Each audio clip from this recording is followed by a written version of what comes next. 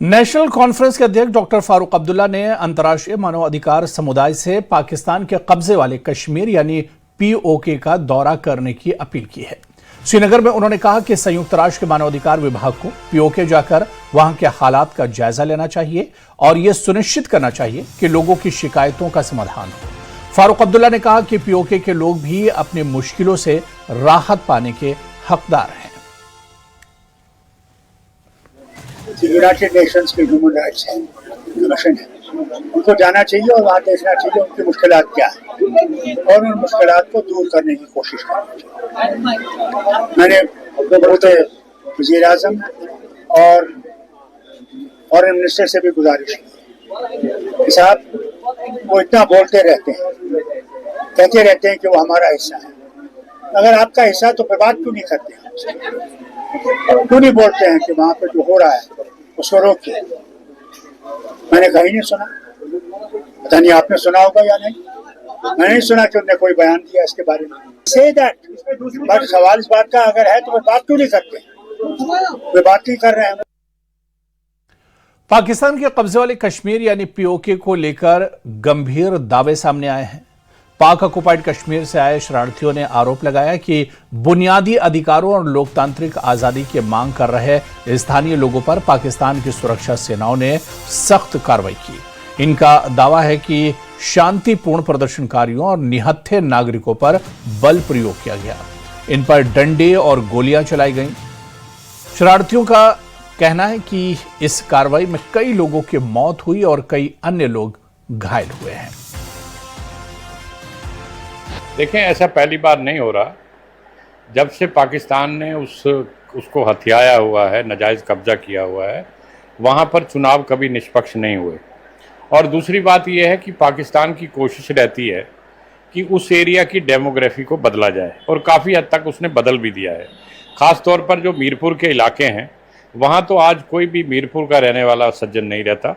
हिंदू सिख तो मेरी तरह हम सब पलायन करके यहाँ आ गए और जो मुस्लिम थे वो यूके चले गए और सरकार ने एक साजिश के तहत उनको भेजा क्योंकि उनको मीरपुर को बर्बाद करना था, वो कर दिया। मुजफ्फराबाद में भी लगभग यही सूरत हाल है। बचा पुंछ का इलाका, हालांकि पुंछ पूरा फाल नहीं हुआ था, पुंछ ज़िला हमारे पास है, लेकिन जितनी भी तहसीलें पुंछ की गई ये वहाँ के लोग हैं जो लड़ रहे हैं अपने अधिकारों के लिए। वो कह रहे हैं हमारी पहचान को ख़त्म किया जा रहा है, हम यहाँ के बाशिंदे हैं, ये हमारा इलाका है, हम पुश्तैनी नागरिक हैं और हमारे अधिकार छीने जा रहे हैं। मैं तो हैरान हूं कि नवाज शरीफ की पार्टी जीत रही है वहां पर, उसका क्या लेना देना पीओके में? इमरान खान की पार्टी जीत रही है, बाकी लोग जीत रहे हैं। भाई आप मुझे बताएं, जिन लोगों की वो जगह है, जिन लोगों का इलाका है, आप खुद कहते हो कि ये जो पीओके है ये एक अलग से एक एंटिटी है क्योंकि इसकी सुप्रीम कोर्ट अपनी है, इसकी असेंबली अपनी है, तो फिर आप उसमें क्या लेने जा रहे हो? तो बड़ा अच्छा कर रहे हैं, ये ठीक है, उनकी जाने जा रही हैं, लेकिन अपने अधिकारों के लिए लड़ रहे हैं। और आप क्या कहेंगे? बिल्कुल तो निश्चित तौर पर उनका नामो निशान मिट जाए। देखिए, ये भी एक साजिश के तहत जो कुछ भी हो रहा है वो एक साजिश के तहत हो रहा है। जो हमारे वहाँ लोग मारे जा रहे हैं वो अपना हक मांग रहे हैं, उनका हक क्यों छीना जा रहा है? सवाल तो ये बड़ी बात होती है। हम उनके साथ हैं, लेकिन हम ये कहते हैं, वो कहते हैं, हम क्या कहते हैं कि वो अगर वो कह दें कि हम हिंदुस्तान के साथ हैं तो हम इनका, हमारे भारत का एक हक बनता है कि उनकी पूरी सपोर्ट करें। श्रीनगर के अमर सिंह कॉलेज में आयोजित मेगा जॉब फेयर में उपराज्यपाल मनोज सिन्हा ने शिरकत की। इस दौरान उन्होंने कहा कि जम्मू कश्मीर के युवा भारत के भविष्य के निर्माता हैं और बदलते दौर में केवल डिग्री नहीं बल्कि कौशल, नवाचार और आत्मविश्वास ही सफलता की कुंजी है। उन्होंने कहा कि यह जॉब फेयर युवाओं को रोजगार से जोड़ने और उनके सपनों को नई दिशा देने का महत्वपूर्ण मंच है। 50 से अधिक प्रतिष्ठित कंपनियों की भागीदारी युवाओं के उत्साह को दर्शाती है। उन्होंने शिक्षकों से कौशल आधारित शिक्षा पर जोर देने और निजी क्षेत्रों में रोजगार के अवसर बढ़ाने की जरूरत पर जोर दिया। ये mega job fair Jammu Kashmir के नौजवानों की आकांक्षाओं को अवसरों से जोड़ने का एक सशक्त और जम्मू कश्मीर तथा राष्ट्र के उज्जवल भविष्य के निर्माण की दिशा में उठाया गया एक महत्वपूर्ण कदम है। यह उन सपनों को दिशा देने का अवसर है जो हमारे नौजवानों के मन में बेहतर भविष्य के लिए आकार ले रहे हैं। जब योग्य नौजवान और संभावनाओं से भरी इंडस्ट्री एक ही छत के नीचे मिलते हैं, तब नए जम्मू कश्मीर की नींव और मजबूत होती है। मैं समझता हूं कि इस तरह के जॉब फेयर का सबसे बड़ा मूल्य उस आत्मविश्वास में होता है जो युवाओं को मिलता है, उस अनुभव में होता है जो उनके व्यक्तित्व को निखारता है, उन नए अवसरों में होता है जो उनके जीवन की दिशा बदल सकते हैं। मैं यहाँ उपस्थित सभी विद्यार्थियों से, नौजवानों से ये कहना चाहूंगा कि आप केवल नौकरी की तलाश करने वाले उम्मीदवार नहीं हैं, आप भारत के भविष्य के निर्माता भी हैं। आपके हाथों में केवल अपना करियर नहीं बल्कि देश के विकास की दिशा भी सुरक्षित होने वाली है। आप स्किल इंडिया की शक्ति हैं, डिजिटल इंडिया की पहचान है और आत्मनिर्भर भारत के सच्चे वाहक भी हैं। जम्मू कश्मीर का प्रत्येक ग्रेजुएट, प्रत्येक डिप्लोमा प्राप्त नौजवान, बच्चा या बच्ची, प्रत्येक प्रतिभाशाली स्टूडेंट आवाम में सकारात्मक परिवर्तन लाने की क्षमता रखता है। पवित्र छड़ी मुबारक कड़ी सुरक्षा के बीच पारंपरिक भूमि पूजन के लिए पहलगाम पहुंच गई है। महंत दीपेंद्र गिरी महाराज की अगुवाई में पहलगाम में पूजा अर्चना संपन्न हुई। इसके बाद अनंतनाग के ऐतिहासिक मारतंड मंदिर में भी धार्मिक अनुष्ठान आयोजित किए जाएंगे। छड़ी मुबारक की ये यात्रा अमरनाथ यात्रा की प्रमुख और पवित्र परंपराओं में से एक मानी जाती है।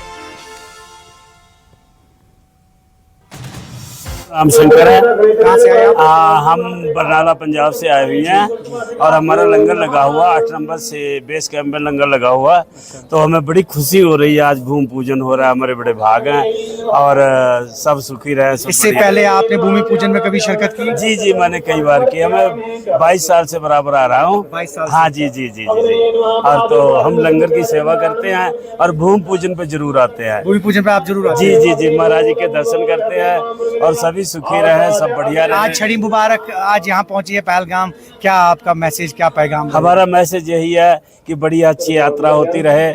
ऑफिशियली यात्रा तो अब ही शुरू होगी, तो यात्रा यहाँ पहलगाम की खुले और हम लोग लंगर वाले और सभी लोग सेवा करें, आप लोग भी सेवा करें। हमें बड़ी मजहबी पहलू से अगर देखा जाए तो जो आषाढ़ पूर्णिमा है, भूमि पूजन होती है, तो इसी से आरंभ होता है जी यात्रा का। जो ये वैदिक विधान है उससे तो यात्रा कल से, आज से ही शुरू होगी।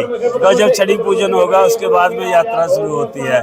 तो मैं यही भगवान से प्रार्थना करूंगा, भोलेनाथ से, कि यात्रा बराबर सुचारू चलती रहे, हमें बड़ी खुशी होगी। भूमि पूजन से ही आगाज होता है, आरंभ होता है श्री अमरनाथ जी यात्रा का। ये आप देखिए काफी तादाद में श्रद्धालु, कैमरामैन दिखाने की कोशिश करेंगे, और महंत दीपेंद्र गिरी की क़यादत में ये भूमि पूजन हो रही है। कहीं न कहीं अगर हम देखें श्री अमरनाथ जी यात्रा की अगर हम बात करें और इसकी इम्पोर्टेंस की बात करें, तो आज से ही बाज़ाब्ता तौर पे इसका आरंभ जो है वो होता है। और हम आपको बताएं कि तकरीबन 4.5 लाख से भी ज़ायद यात्रियों ने अभी तक पवित्र गुफा के दर्शन किए हैं, श्री अमरनाथ जी यात्रा में शिरकत की है। 4.5 लाख से भी ज़ायद यात्रियों ने, हालांकि वक्फे पे मौसम ख़राब होता रहा, जिसकी वजह से यात्रा जो है वो सस्पेंड करनी पड़ी, मुअत्तल करनी पड़ी। और इसके हवाले से हम आपको बताया कि वालदल के रास्ते यात्रा जो है वो जारी है। अलबत्ता पहलगाम की अगर हम बात करें तो पहलगाम में अभी कुछ दिन पहले रिपेयरमेंट का काम चल रहा था, और पहलगाम से भी उम्मीद जाहिर की जा रही है कि यात्रा जल्द से जल्द जो है वो शुरू होगी। बहरहाल यहाँ से ये खबर कि भूमि पूजन हो रही है और भूमि पूजन का एहतमाम यहाँ पहलगाम में, उसके बाद मारचंद सूर्य मंदिर में अमल में लाया जाएगा। ज़हूर रिजवी, न्यूज़ 18 नेटवर्क, पहलगाम, कश्मीर। जम्मू कश्मीर की युवा लोक गायिका दिव्या भारती ने पंजाब के चर्चित singing reality show Surtaj of Punjab के टॉप 10 में जगह बनाकर प्रदेश का नाम रोशन किया है। रामबन जिले के चंपा गांव के रहने वाली दिव्या के बटूत लौटने पर स्थानीय लोगों, प्रशासन और पुलिस अधिकारियों ने उनका भव्य स्वागत किया। पंजाबी यूनिवर्सिटी पटियाला से म्यूजिक में post graduate Divya all India radio और दूरदर्शन की मान्यता प्राप्त लोक कलाकार हैं और कई नामी गायकों के साथ मंच साझा कर चुकी हैं। तराल में कश्मीरी सूफी कवि रजब हामिद की याद में साहित्यिक संगोष्ठी का आयोजन किया गया। कार्यक्रम में घाटी के कई जाने माने लेखक, कवि, शोधकर्ता और साहित्य प्रेमी शामिल हुए। वक्ताओं ने रजब हामिद की साहित्यिक, काव्य और सूफी सेवाओं को याद करते हुए कश्मीरी साहित्य में उनके योगदान